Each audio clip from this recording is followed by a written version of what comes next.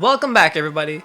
So Godzilla 2014. It was the start of the Monsterverse, and while some believe it to be an amazing film with flaws, the category I happen to fall in, others believe it to be a terrible film. And I can see why. So today, let's get into fixing Godzilla 2014.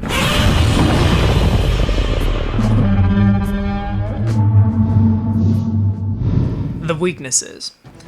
So to actually fix this film, we need to acknowledge what it did wrong. For starters, number one, everybody can agree that there was not enough Godzilla. And there definitely wasn't.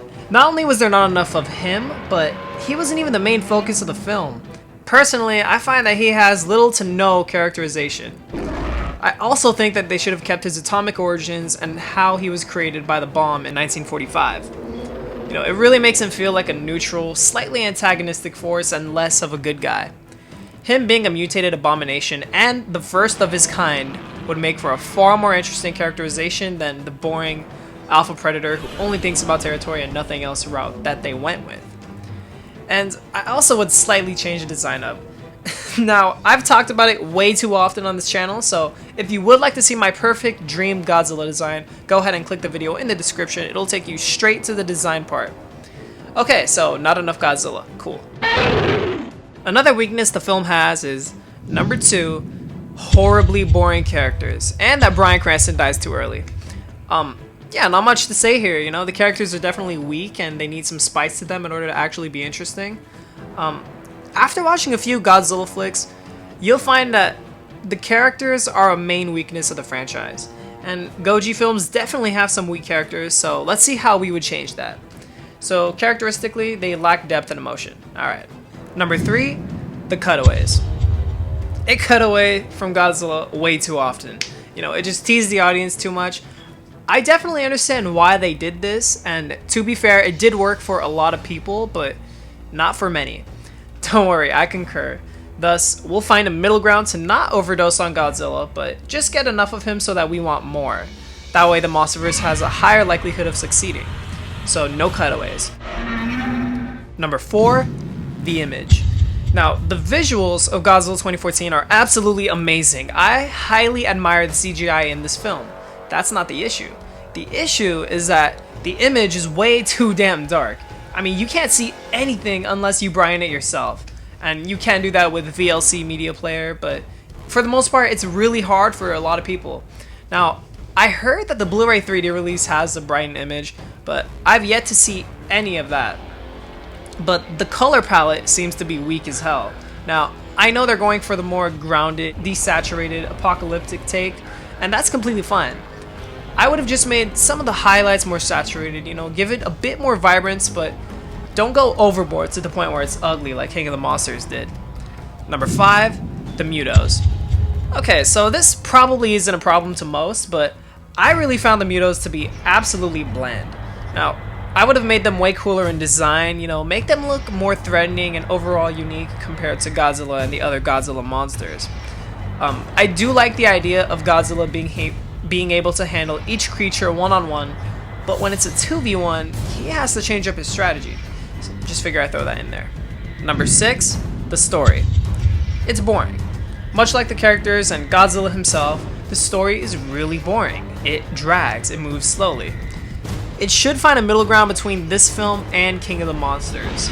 Like, it shouldn't jump into action immediately, but it also shouldn't have nothing going on for the first 40 minutes of the film. I think that was everything. So now that we outlined all of the film's weaknesses, we can go through the film and make some adjustments to make it better.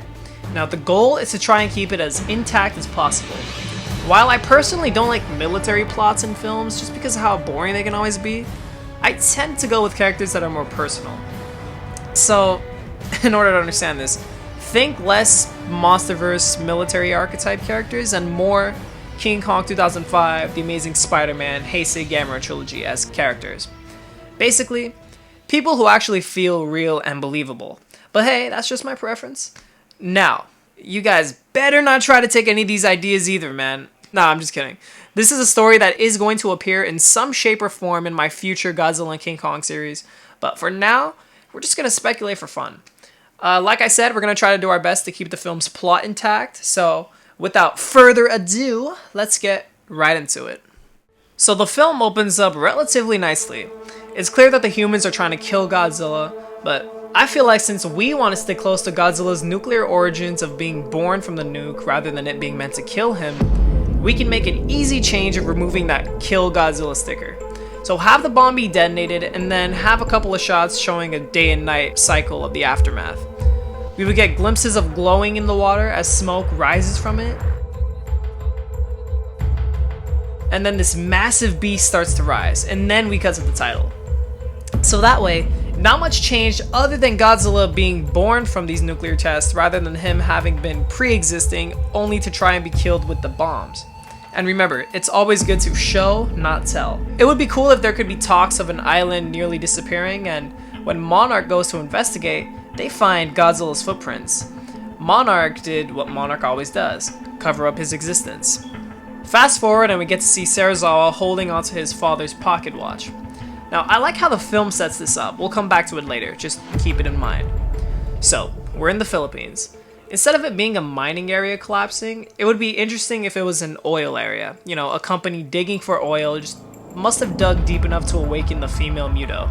It's more of a subtle environmental message, you know? It's like, it's not one that would be so blatantly in your face and annoying, but it is still there.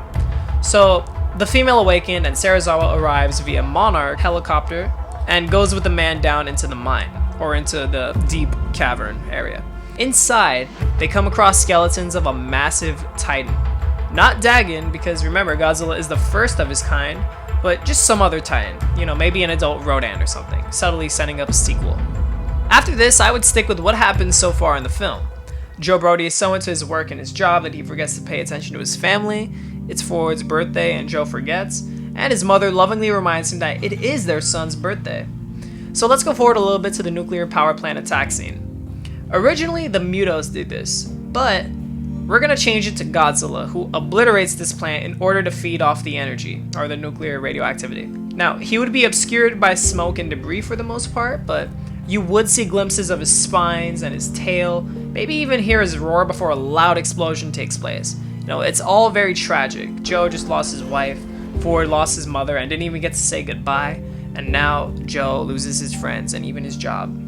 Now we flash forward to modern day, 2014. We can see that Ford is doing relatively well. I'm not great at human drama or anything, but when it comes to the writing of the scene in the film, I would have just tried to make it feel more happier in some areas, more emotional and touching in others, and overall just try to make the scene feel more memorable and homely and even humorous. The point is to show that Ford has a family he truly loves, and I would take time with this scene too. Not much, but just enough to establish and build an emotional connection between these characters and the audience. So let's say Ford just got home from being away after a long time since he is a soldier. We get this nicely paced and genuinely well-written scene of family time with everybody. And then, Joe is in jail. Yep, Ford gets the call and knows he has to go. It will be slightly tragic, but Ford assures Elle and their demonic son everything's gonna be just fine. Hell, make him have 2 or 3 kids, 1 boy, 1 girl. It'll be more tragic. You can have a scene where he's about to leave and the sibling wakes up and is all like, where are you going, Dad? You're supposed to be with us and never leave. And then he would go, it's your grandfather, and just jump cut to Japan where his dad's in jail. I don't know, you know, something like that would be really nice. We just want to show Ford is putting so much on the line, and we do want to see him get back in one piece to his family. So it would go like it does in the film. Ford bails his dad out, he bunks with his dad and starts to think he's crazy to even assume that a creature would attack the power plant and be the cause of his mother's death. But deep down, Ford knows it's true. This could be a moment where Ford has been neglecting his feelings all this time, and when Joe presents the evidence and Ford keeps denying it, Joe comes on stronger and stronger until the two are basically yelling at each other, and then Ford just screams it isn't true and he just emotionally breaks down. You know, it could be really nice. We can see that Ford has had this bottled up for years. The next scene at night, you can have Joe be outside just thinking about what happened, and then Ford would sit next to him and he'd apologize for how he acted. But he knows the two need to have a talk, because it's true. It most likely happened. Ford tells him what he saw and that he needs to know. He wants his family to know, and he wants his kids to know what their grandmother looked like. So they need to go back to Janjira, which shut down because of the nuclear power plant incident. So as they get ready to head out the next day, Ford gets a call from his wife. She sounds slightly distressed, but it's then revealed she was heading to Japan with the kids to surprise Ford before they almost got held up themselves. So Ford would nearly panic and ask if they're okay, and, Elle replies that they are. They just got off the plane and they're gonna go find a hotel. Ford would start trying to find a way to pay for the hotel or something, and then Joe would stop him and tell them to come over to where they're staying. So Ford would be relieved and he'd say, alright, I'll send you the address. The point is, the family is arriving soon. Joe agrees to leave the key under the mat or something so they can get in. This is going to pay off, I promise. The scene shouldn't be more than a minute or two, but it should flow relatively well with the previous heart-to-heart moment Ford had with his dad when they reconnect. And, it takes place like right afterwards when they're about to leave for the big trip, but Ford just abruptly gets the call. It's kind of a reminder that Ford does have a family and he is putting a lot on the line. Okay, so back to it. The family is coming and Ford and Joe leave to Janjira. And they're off. They head to Janjira and it goes much like in the film. What Joe's looking for are possible disc readings of radioactivity spikes, security tape footage, whatever he can possibly get his hands on that presents evidence. So, their house is on the way. They find the discs, they use binoculars and maybe even look at the plant. And then they see on the ground, massive chunks of the wall have claw marks on them. So Joe knows what this is. He brings up a submarine or a ship that got hauled off out of the ocean and it had the same claw marks, or at least he recalls it. Maybe he even finds newspaper clippings still in his old home. Who knows? So they get caught, get held in a Monarch research facility, except this is no regular research facility. This is a Monarch outpost, where kaiju are typically held. But in this film, it's the only Monarch outpost in existence meant to hold kaiju. And this kaiju is the male Muto. Monarch outposts will get better at holding kaiju in the future once technology advances, but right now, these are basically the origins of Monarch. So yeah, much like the film, Serizawa observes Joe and realizes he knows about Godzilla's existence. He was right this entire time. But Joe also knows that Godzilla was there to absorb the radiation and power. He brings up the radiation spikes, which can only be found on his discs. So then, the male Muto awakens for some possible reason, and when he does, his cocoon, or egg, releases radiation. That's red flag number 1. Red flag number 2 is that the wires go down, and the male escapes confinement. He rises out of the ground and he destroys everything. And then, Ford escapes and runs onto the bridge. He sees some workers are about to get killed from falling cranes, and he pushes them out of the way. He sees his dad on the ground, and they share a glance before Ford screams for his dad. The cables snap and the bridge collapses, with Ford on it. He tried to save as many people as he can. It's very tragic. Now, I switched up the deaths because it seems like Ford's death would hurt way more people and truly give Joe a purpose and depth. Another video on YouTube does the same exact thing with switching up who dies, and I honestly agree with it. I think that narratively, it's the best way to go. We cut forward to the helicopter that finds Joe and Ford. Joe is begging his son not to go. They're on the helicopter. They're so close to making it. Ford is still in his clothes. He's been impaled with some massive rod and he suffered damage from the fall. So they land back in Tokyo and they manage to make it to a hospital. The music just drowns out the sound, and we see Joe sitting in a chair in the lobby, praying to himself, making a phone call to Elle about what happened. They think he's gonna be okay. Joe shares a heart-to-heart with his son, and it seems like it's alright. A couple moments later, as Joe is sitting beside his son, the heart monitor starts beeping louder and louder. Ford starts coughing up blood. Joe begs him to hang on and starts crying for the doctors, anybody, and then he's gone. Joe breaks down. No hospital workers came in time. Nobody could have saved him. I'd love a moment where Joe picks his son up crying and he exits the room, much like from this scene.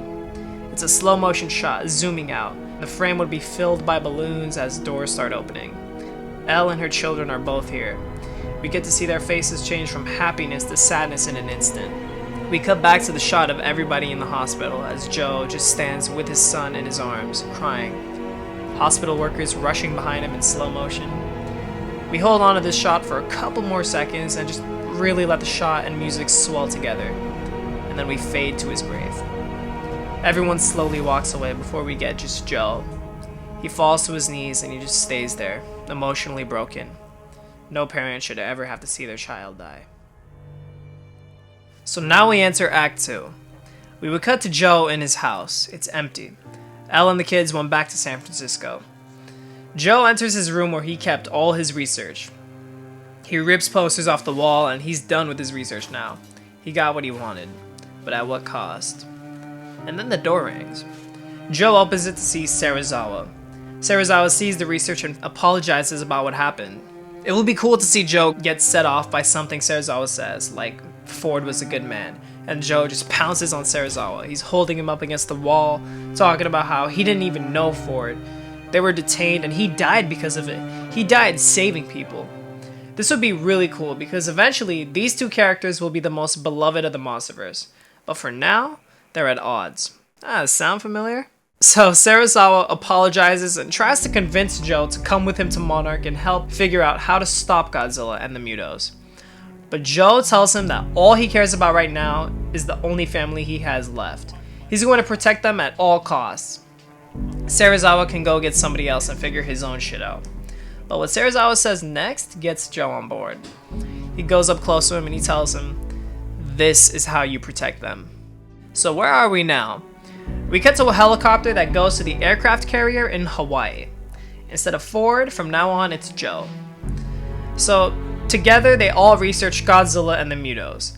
And Joe is the one who makes the leap that it was radiation that resulted in Godzilla's past appearances and even attacking the nuclear power plant in Janjira. People like Dr. Graham question how he knows it was Godzilla and not the Mutos, or worse, maybe other giant monsters that may possibly exist.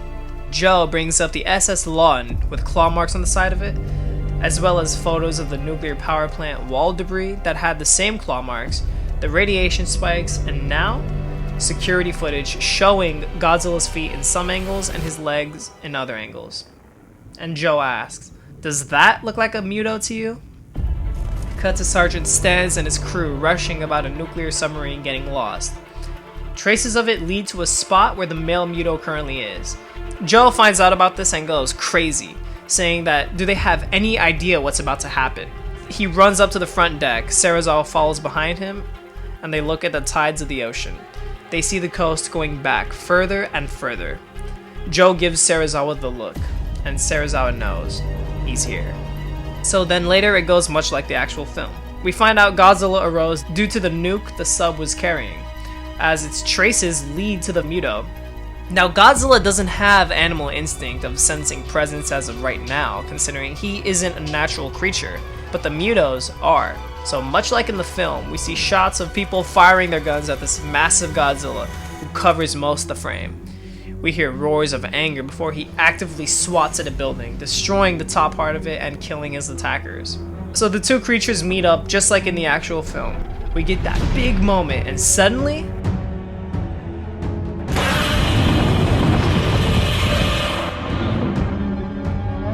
it cuts away.